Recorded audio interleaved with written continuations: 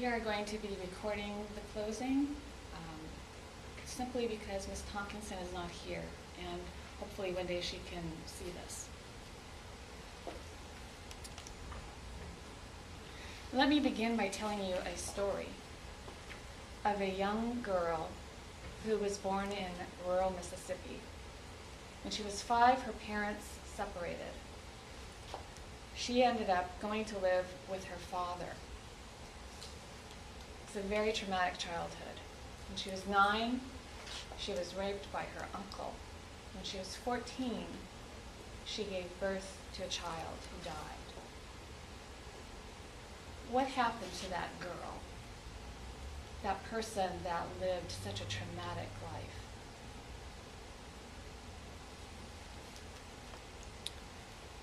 She became Oprah Winfrey. She always was. That's who she is now. In this case, we're talking and will be talking about some fundamental principles. When I was in college, I read a book. I have it.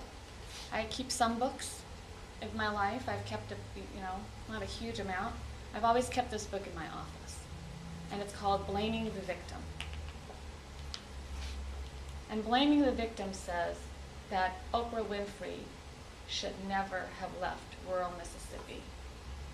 And she should have gone on to have a life that would not have been glorified in our society. On the other hand, I have human potential, human hope, and human existence from days on end, the possibilities of life.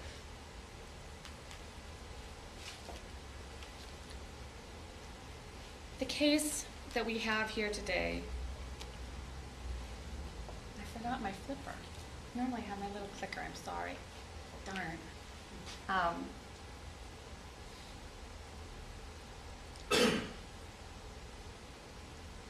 Our case involves a sad story. Sad story, really not much different than my own children's story, a story of divorce. And as parents, we bring up our children and we make promises that we will love and protect you forever. And we don't ever want to betray those promises. Sometimes we don't keep them. We fall short. When we're unable to stay married, we're unable to be friends, things happen. But I believe that my children, because of divorce, have become stronger people. One of my very dear friends who never, ever suffered divorce, had the most stable family life you can imagine, married right in college, had the most beloved marriage forever. Her children struggle because they never were able to figure out how to deal with adversity, how to get on with life. At 20 years old, Tiffany Tompkinson was on the cusp of doing what every 20-year-old does, developing their future, developing their life. And what we know about Tiffany Tompkinson is that she was working, she had her own apartment, she wanted to learn how to play the accordion, she had a social group that she met with at least weekly. She was independent in all ways, that she did not have an extensive medical history, that she did not have any psychological history, that her teachers said she performed very well, except for she had absenteeism. And we know the reason why that happened. In the jury instructions, there's mention of circumstantial evidence. There's also mention that you should not speculate. If there's no evidence that Tiffany Tompkinson had a miserable life, that she was having psychological issues, we cannot speculate about that. There should have been something. There should have been something in a record saying that there's a problem here.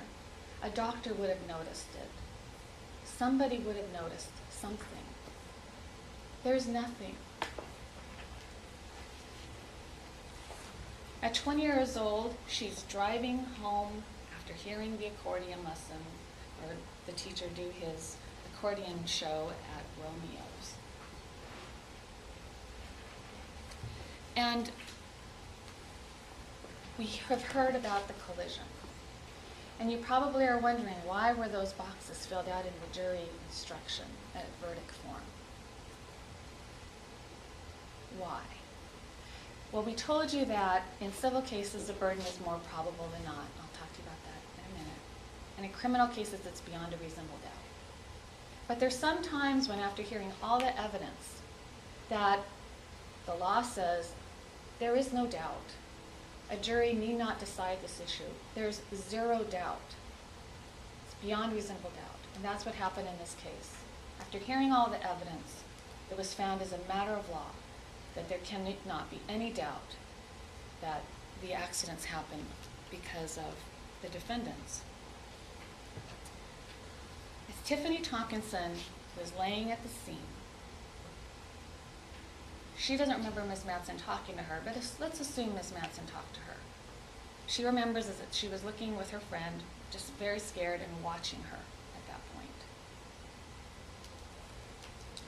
If you hurt somebody to that level, and they're taken off on a backboard in an ambulance to a hospital, and you were responsible, even if you think maybe you weren't responsible, but you know that you were involved in it, you should go to the hospital and see how they're doing. Or you should call the next day, or the day after that, or one time call them in 5 years. When you look at concern with someone as they're lying there, dazed and confused and incoherent,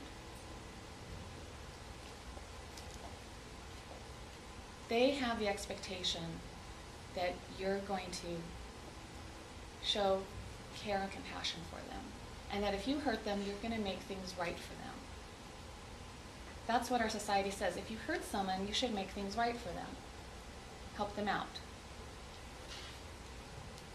But that's not what happened here. We hear a lot about frivolous lawsuits. We don't hear so much about frivolous defenses.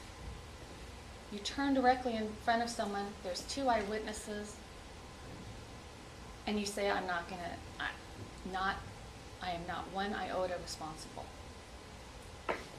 Now, Tiffany Tompkinson, you've met her, and she doesn't look like the most strong person you probably have ever seen. But let me tell you, to be as scared as she is, for her to actually say eventually, it's not right, I should be respected as a human being in our country, I think that takes a lot of courage. There's a verse that I have, it's my verse, and it's, if thou faint in the day of adversity, if thou faint in the day of adversity, thy strength must be small.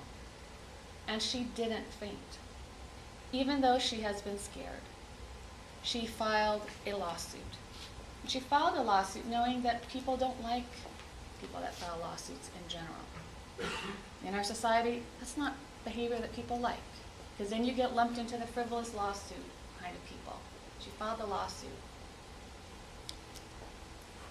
She believed that going in front of a jury of her peers was the safest thing for her to do, and it was the thing that she had hope for. And we are here today because she has stayed with this process, because her strength is not small.